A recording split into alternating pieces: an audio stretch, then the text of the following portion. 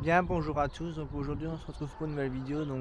On va faire la taille d'automne, comme vous pouvez voir derrière moi, dans le massif. Allez, c'est parti.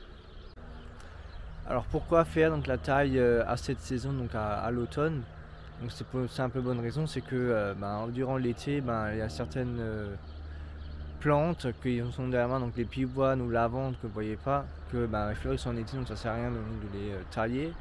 Et aussi bien donc de les tailler à l'automne, donc c'est pour vraiment bien les structurer, pour éviter qu'ils montent trop haut et que ça envahisse le massif ou le jardin. Donc c'est pour ça qu'il faut faire à l'automne, faire un genre d'état de propreté pour l'hiver et pour qu'au printemps tout ça pousse correctement. Allez, je vous montre ça tout de suite, c'est parti. Donc nous voilà devant une lavande. Alors la lavande, bon, vous voyez, il y a quand même quelques fleurs, mais bon, ça sert plus à rien de les garder, hein. On est déjà novembre, donc ça sert plus de grand chose à faire.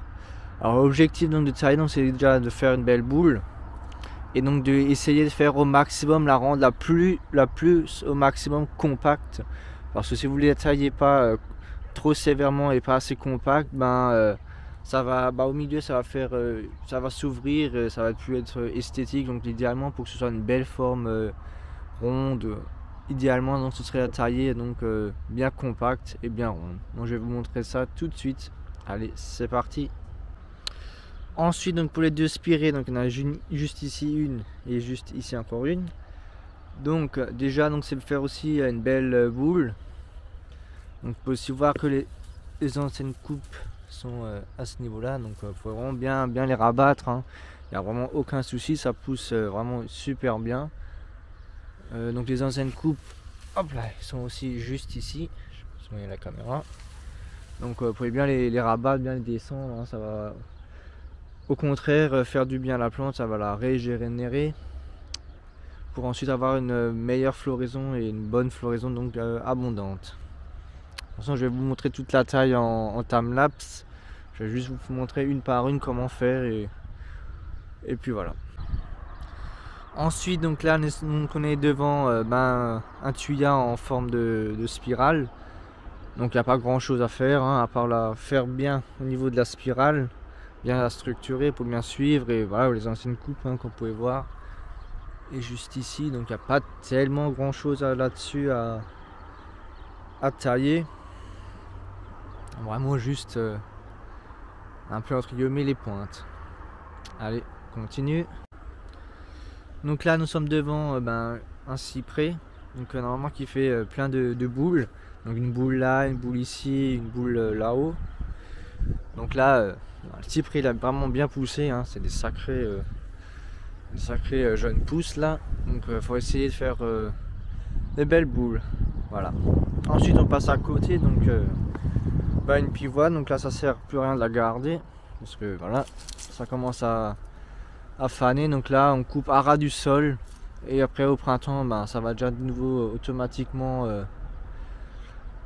faire des ça va de nouveau repartir donc à la base. Donc vraiment n'hésitez pas à couper la pivoine à ras du sol, il n'y a vraiment aucun problème.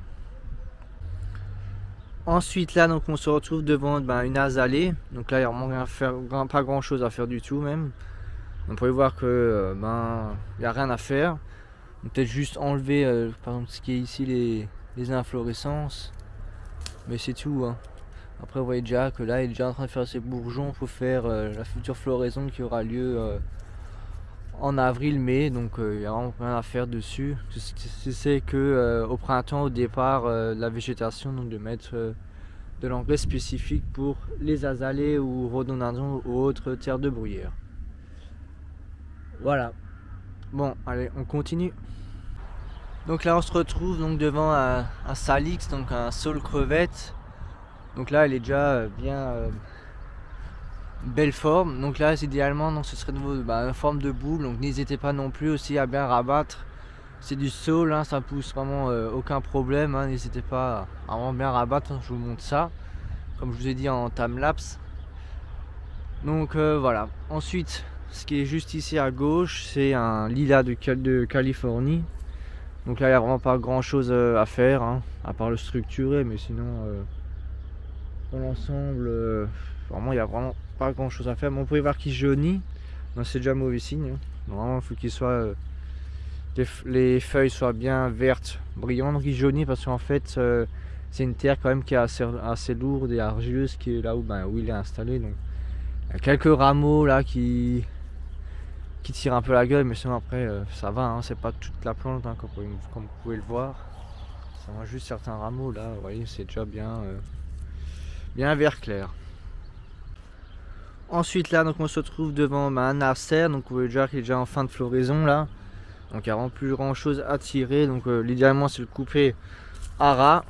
Et ça va donc repartir au printemps. Donc voilà, donc il n'y a pas grand chose à faire. Donc voilà. Ensuite il y a une petite, je sais pas si vous voyez bien. Là. Une petite plante grimpante, jasmin étoilé. Donc n'hésitez pas à pailler le pied, soit comme ici du mulch ou des feuilles mortes. Ça protège bien la plante parce qu'elle est quand même assez fragile. Elle supporte du -5, -10 et au-delà ça risque d'être compliqué. Donc n'hésitez pas à bien pailler au niveau du sol pour protéger les racines pour que au printemps ça reparte. Donc voilà. Ensuite donc on se retrouve devant un abélia. Donc là il y a encore un peu de fleurs, mais bon il arrive aussi en fin de floraison. Donc là j'ai planté il y a 3-4 ans, je ne l'ai jamais taillé parce que je voulais quand même qu'il devienne un peu volumineux. Donc déjà essayer de le faire de la structure de nouveau, qu'il reparte, qu'il soit une belle forme, parce que là il ressemble vraiment à rien. Donc n'hésitez pas à le tailler en forme de boule, c'est ce que je vais faire. Et n'hésitez pas à rentrer dedans, hein. C'est une plante qui est assez qui pousse assez bien, elle n'est pas trop fragile, hein, donc vous pouvez bien rentrer dedans comme le saule ou l'espiré, hein, ça craint rien du tout. Donc voilà, allez c'est parti.